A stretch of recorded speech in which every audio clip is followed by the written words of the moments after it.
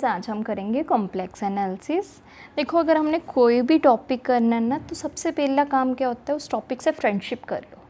और फ्रेंडशिप कैसे होगी, तो उसके सबसे पहले उसके बेसिक्स को समझने की कोशिश करो कि वो होता क्या है, then after we can proceed ahead, right. Now similarly today we will talk about the introduction, only basic concepts of the complex analysis. complex number क्या होते हैं, ये कहाँ से आए, इसको कैसे रिप्रेजेंट करते हैं, ये सारी चीज़ें हम आज के फर्स्ट लेक्चर में हम पढ़ेंगे, ठीक है।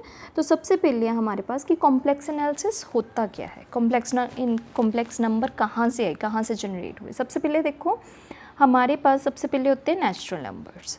जो नेचुरल नंबर्स है वो होल नंबर्स में कंटेंट होते हैं। जो होल नंबर्स हैं आगे इंटीजर्स में कंटेंट होते हैं। इंटीजर्स आगे rational number, then real number, then further in the end we are getting complex number. मीन्स सबसे बड़ा जो सेट है वो कॉम्प्लेक्स नंबर्स का होता है, ठीक। अब देखो, इसमें हमारे पास है, इसमें हम पढ़ेंगे कि कॉम्प्लेक्स नंबर्स को कैसे जनरेट कैसे करते हैं, ठीक। तो सबसे पहला इसमें है एनी फॉर्म। क्या डेफिनेशन क्या है, डेफिनेशन क्या है, कोई भी number, any number in the form of a plus iota b. कोई भी नंबर जो ए प्लस वाइटा बी में आ जाती की फॉर्म में होता है उसको हम कहते हैं कॉम्प्लेक्स नंबर, ठीक है। तो इसमें क्या है, एक कंडीशन इसमें ध्यान देने वाली है कि अगर कोई भी हम नंबर हमने कह दिया कि ए प्लस वाइटा बी की फॉर्म में, तो ये वाला जो ए और ये वाला बी है that should belong to real number. तो ये जो नंबर्स हैं ये रियल नंबर्स को बिलोंग करने चाहिए, ठीक है। तो सपोज करो कोई भी मेरे नंबर है 3 + 4 iota, this is a complex number and these number belongs to R real number. आगे इसमें देखो, कॉम्प्लेक्स नंबर जो होते हैं 3 टाइप्स के होते हैं। कैसे कैसे, कौन कौन सी टाइप्स के होते हैं, देखो, प्योरली रियल, प्योरली इमेजिनरी। अब प्योरली रियल, सबसे पहले हम देखते हैं प्योरली रियल कैसे होंगे। इसमें देखो, ये जो पार्ट है हमारे पास आगे वाला, जिसके साथ this is the symbol of iota, ठीक है। आगे वाला जो पार्ट है उसको हम कहते हैं रियल नंबर्स, और जिसके साथ आ गया आयोटा वो पार्ट को हम कहते हैं इमेजिनरी पार्ट, ठीक है, उसको हम कहते हैं इमेजिनरी पार्ट। अब देखो, प्योरली रियल कब कहेंगे, जब हमारे पास इमेजिनरी पार्ट ज़ीरो हो जाए। जब हमारे पास इमेजिनरी पार्ट ज़ीरो हो गया, इट मीन्स हमारे पास सिर्फ और सिर्फ हमारे पास रियल पार्ट रह जाए, तो उसको हम उस टाइप के कॉम्प्लेक्स नंबर को बोलेंगे कि वो प्योरली रियल है। In the same way purely imaginary कब बोलेंगे, प्योरली इमेजिनरी के लिए क्या होना पड़ेगा, रियल पार्ट को ज़ीरो होना पड़ेगा। अब पहले क्या था, पहले इमेजिनरी पार्ट को ज़ीरो होना पड़ रहा था, अब रियल पार्ट को ज़ीरो होना पड़ेगा। अगर रियल पार्ट ही ज़ीरो हो गया तो हमारे पास पीछे क्या बच गया, iota B, that is purely imaginary. Then after imaginary number, अब देखो, प्योरली रियल में हम कह रहे थे कि इसका इमेजिनरी पार्ट ज़ीरो हो जाए, प्योरली इमेजिनरी में हम कह रहे थे कि रियल पार्ट ज़ीरो हो जाए। अब इमेजिनरी कब होगा, जब दोनों ही ए और बी जो है वो आर को बिलोंग कर जाए, means simple definition, that is imaginary. अब that already I explained you, set of real numbers is a subset of set of complex numbers. जो रियल नंबर्स हैं वो फर्दर कॉम्प्लेक्स नंबर्स में कंटेन्ड होते हैं, ठीक है। तो नेक्स्ट है Cartesian form of complex number. Means Cartesian form means इसको अगर हमने एक्स वाई प्लेन पे शो करना है तो कैसे शो करेंगे, तो इसमें वही चीज़ मैं ऑलरेडी आपको एक्सप्लेन कर चुकी हूँ। z is equal to a plus iota b, where a and b belongs to, ये जो नंबर्स हैं ये रियल नंबर्स को बिलोंग करने चाहिए। जिसमें फर्स्ट पार्ट अगर हम ये कॉम्प्लेक्स नंबर लेके चल रहे हैं तो इसका ए पार्ट जो है, ये पार्ट है real part, that already I explained you, and this part is imaginary part, ठीक। Imaginary part of z is also a real number. Now यहीं से एक रिज़ल्ट है, और ये बहुत बार क्वेश्चंस में पेपर्स में पूछा गया है, रिज़ल्ट क्या यूज़ हो रहा है। देखो, इसमें क्या है, under of A multiply by under B not equal to A B under of A B if both are negative.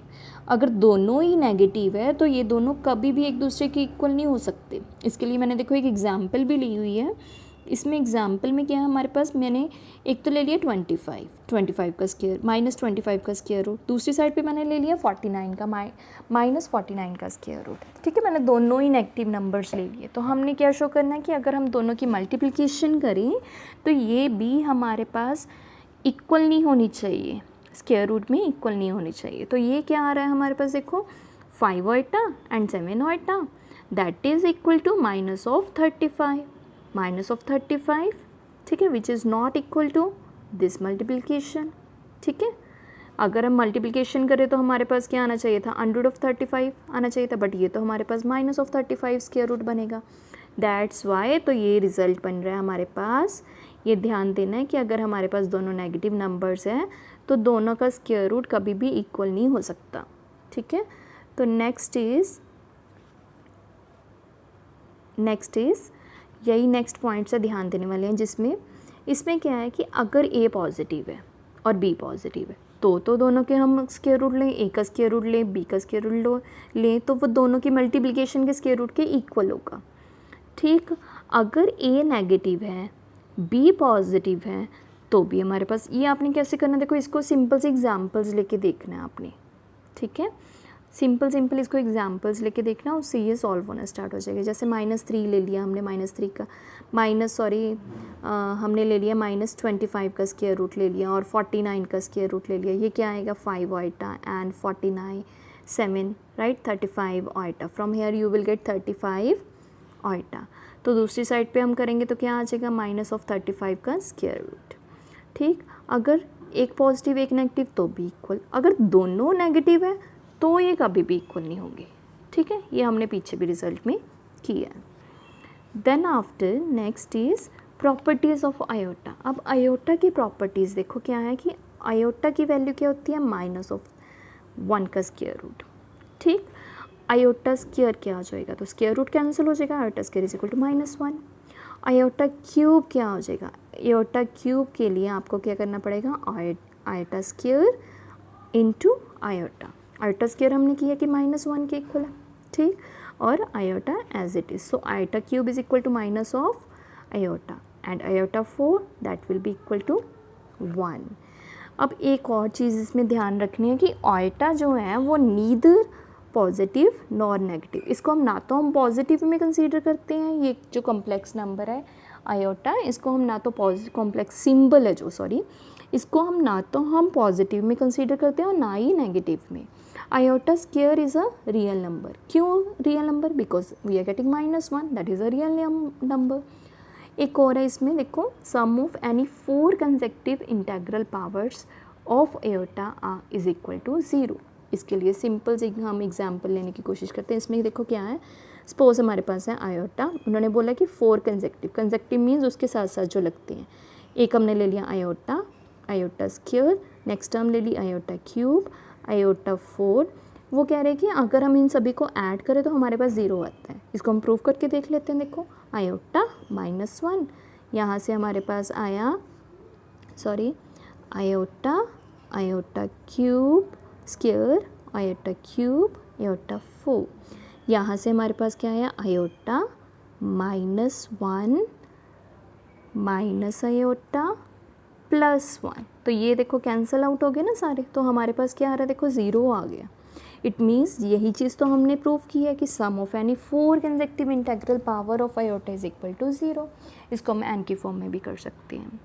ठीक है, iota n plus iota n+1, iota n+2 plus iota n+3 is equal to 0। 4 consecutive powers मैंने ले ली इसकी।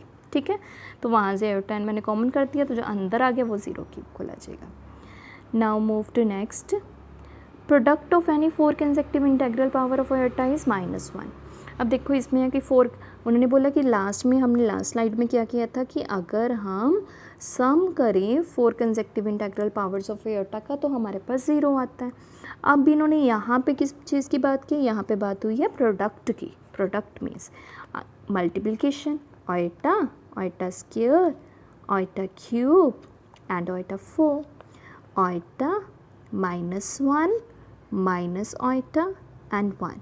When you will multiply it, what you will get? Minus plus iota square. iota square is equal to minus of 1. The same thing is written here.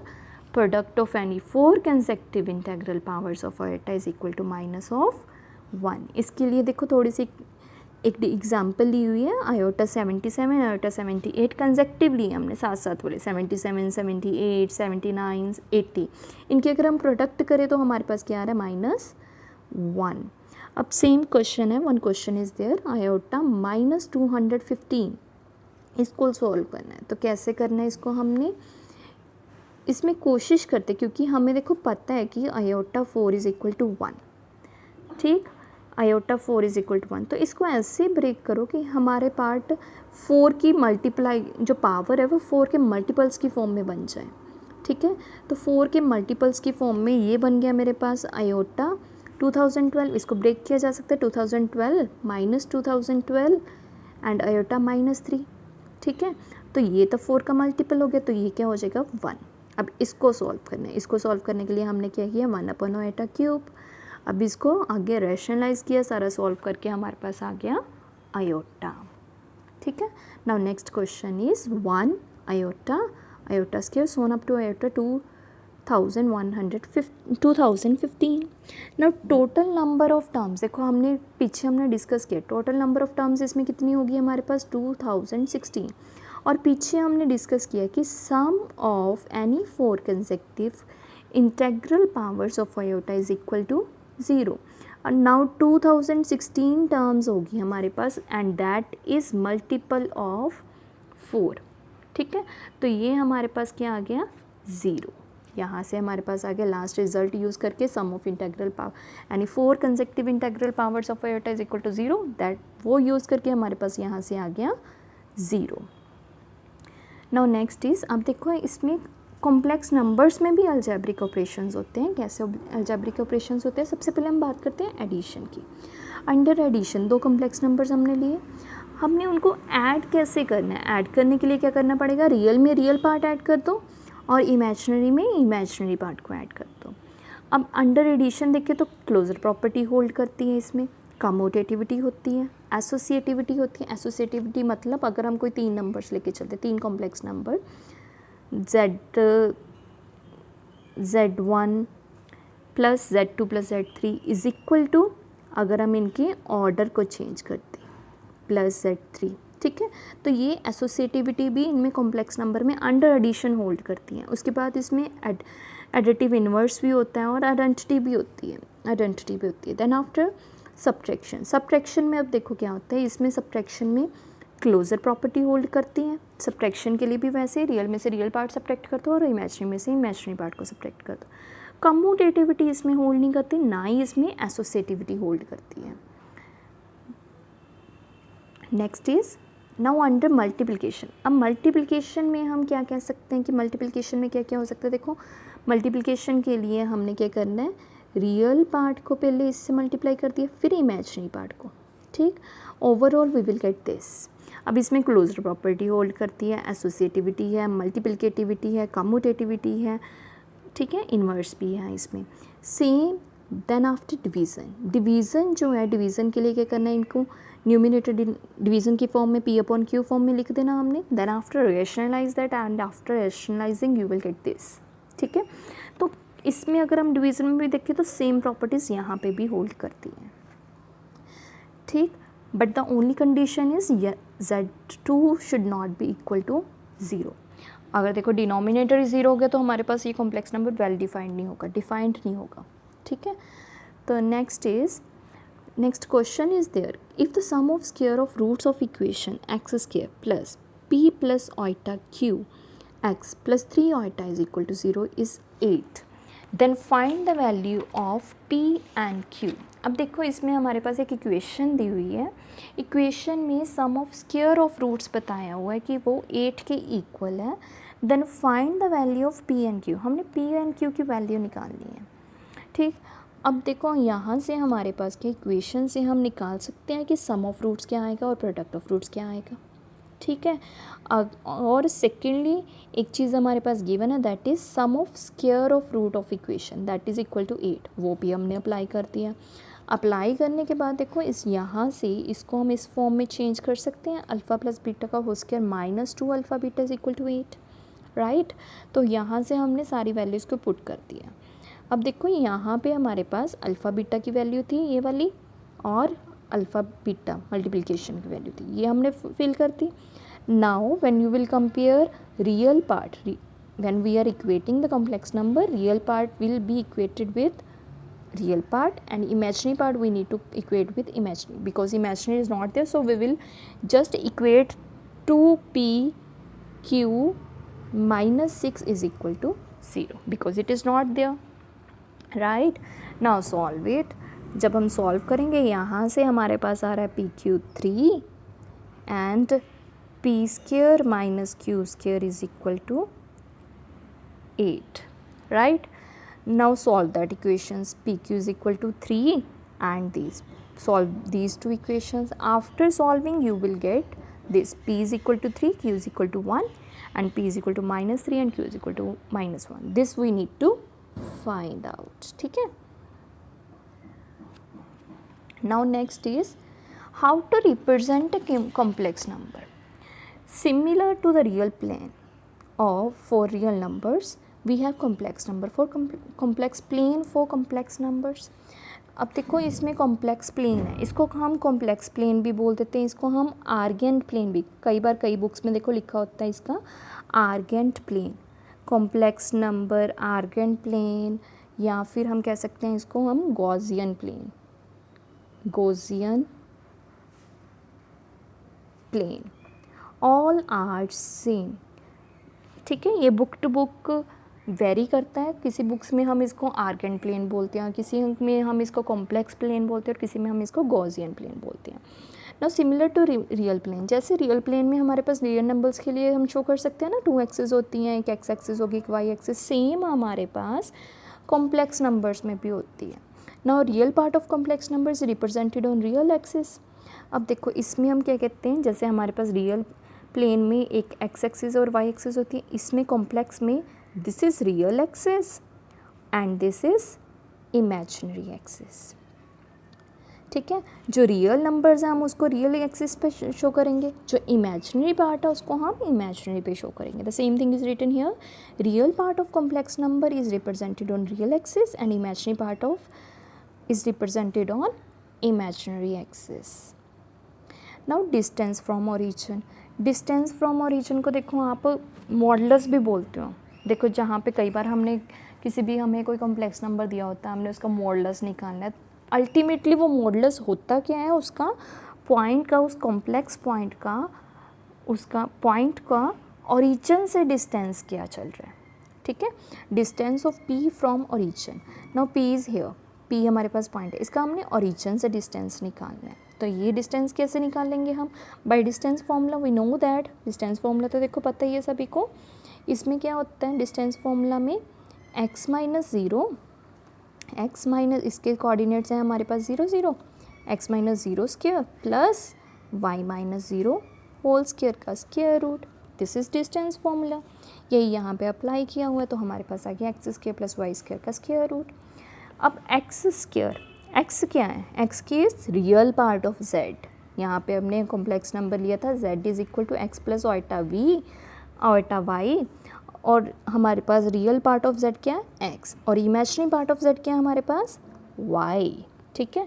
तो ये क्या हो गया modulus, modulus is equal to distance of any complex number from origin, ठीक है। Simple सी बात है, अगर आपके पास कोई क्वेश्चन आता है, सपोज आपके पास क्वेश्चन आता है 3 + 4 iota, find out the modulus for that, तो कैसे आप फाइंड आउट करोगे, square root of 3 square real part का स्क्वायर प्लस इमेजिनरी पार्ट का square, just solve that and you will get 9 + 16 25 and square root of 25 is 5, you will get 5.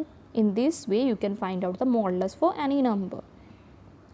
Next is now, अब देखो modulus की कुछ properties हैं, क्या properties हैं इसकी, लुक एट देयर। मॉडुलस की प्रॉपर्टीज़ है Z1 Z2, अगर दो नंबर्स, दो कॉम्प्लेक्स नंबर्स की मल्टीप्लिकेशन का मॉडुलस करें तो वो सेपरेट करके हम उसको अलग अलग करके लिख सकते हैं, ठीक है। अगर हम दो नंबर्स की डिवीज़न की फॉर्म में देखें तो उनको भी हम सेपरेट करके लिख सकते हैं। अगर देखो कांस्टेंट है k इंटू Z1 है तो k ने क्या करना है, जंप मार के k ने बाहर आ जाना है इसमें से, ठीक है। k कहता है मैनी मॉडुलस के अंदर रहता है तो k ने जंप करके बाहर आ जाना उससे। सो कांस्टेंट नंबर कोई भी हमारे पास आ जाए, k should be greater than equal to 0, ठीक। तो k ने जंप करके बाहर आना है। अगर कोई पावर है तो पावर ने भी जंप करके बाहर चले जाना मॉडुलस से, ठीक है। ये इंपॉर्टेंट प्रॉपर्टीज़ हैं, इनको याद रखना है आपने। नेक्स्ट इज़, अब देखो इसमें क्या है, हमारे पास एक क्वेश्चन दिया हुआ है। क्वेश्चन में क्या है, 3 minus 2 iota raise to power 100, modulus of that we need to find out. जैसे कि देखो मैंने प्रॉपर्टी में अभी आपको क्या बताया कि जो भी पावर होएगी कांस्टेंट होएगा तो उसने भी जंप करके बाहर निकलना है, और पावर होएगी तो पावर ने भी जंप करके बाहर आ जाना मॉडुलस से, ठीक। तो मॉडुलस को हम कैसे डिफाइन करते हैं, same thing I told you earlier also in the previous slide, 3 square plus 2 square that is equal to 4 square root of that, and that is under of 13। तो ऐसे हम इसको सॉल्व कर सकते हैं, ठीक। और इसकी एक प्रॉपर्टी है, इसका next property is z mod जो है z के इक्वल, अगर तो z greater than equal to 0 है then it will be equal to z। अगर ये z लेस देन 0 है तो it will be modulus will be equal to minus of z, ठीक। Imaginary part of here x square plus y square square root is equal to x plus iota y, here imaginary part is 0 and real part is x। अब एक और question हमने लिया हुआ है, इसमें क्या है देखो, 1 plus iota, 1 plus 2 iota, 1 plus 3 iota, इन सभी का मॉडुलस है इकट्ठे, ठीक है। मॉडुलस में हमने प्रॉपर्टी की थी कि Z1 Z2 का कंप्लीट इकट्ठे का मोड है तो दोनों ने अलग अलग हो जाना, दोनों ने सेपरेट हो जाना, ठीक है। तो वही चीज़ है यहाँ पे, अब 3 दिए हुए, तीनों सेपरेट कर दिया हमने। अब तीनों का अलग से मॉडुलस, अब सबसे पहले इसका मॉडुलस देखा, क्या आएगा, 1 square plus 1 square that is √2, right. इसके बाद हमने फाइंड आउट किया इसका modulus, 1 square plus 2 square that is 4 √5। Then after इसका मॉडुलस हमने देखा तो ये क्या आएगा, 1 square plus 3 square that is 9, 9 का स्क्वायर रूट 10।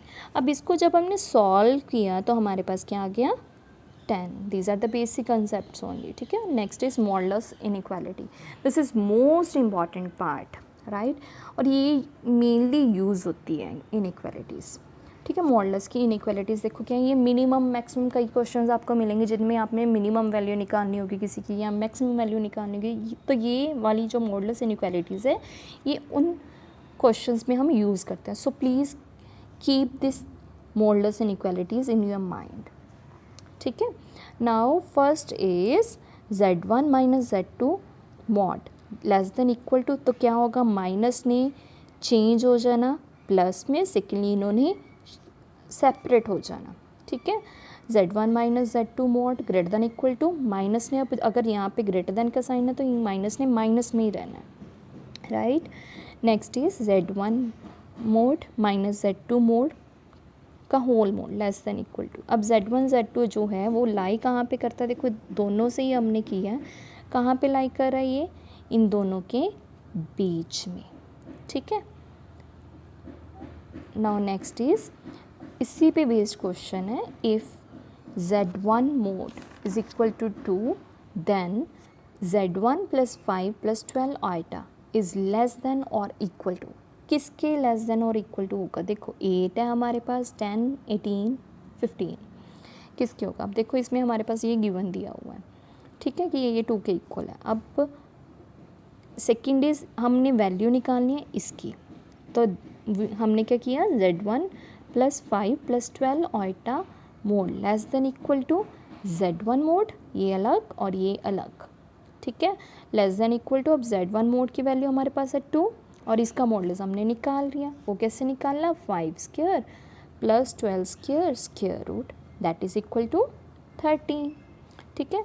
2 प्लस 13, तो 2 प्लस 13 हो गया 15। In this way we can find out the value. So correct answer is 15. Now note this point, in set C of all complex number the order relation is not defined as Z1 greater than Z2 or Z1 less than Z2 has no meaning. अब देखो अगर हम complex numbers में हम देखें तो inequalities का कोई मीनिंग नहीं होता इसमें, ठीक है। दीज आर मीनिंगलेस, जो इनइक्वालिटीज़ होती हैं वो मीनिंगलेस होती है। बट अगर हम कहें कि Z1 mode greater than Z2 mod और Z1 mod less than Z2 mod, then it has meaning, ठीक है। Since Z1 mod and Z2 mod complex number में तो इनका कोई मीनिंग नहीं है, अगर हमने मॉडुलस में ले लिया तो मॉडुलस में ये मीनिंगफुल है। क्या, क्यों मीनिंगफुल है? क्योंकि जब हम इनका मॉडुलस डिफाइन करेंगे तो ये हमारे पास रियल नंबर्स आएंगे, that's why this is meaningful in complex numbers, in real numbers. Thanks for watching my video.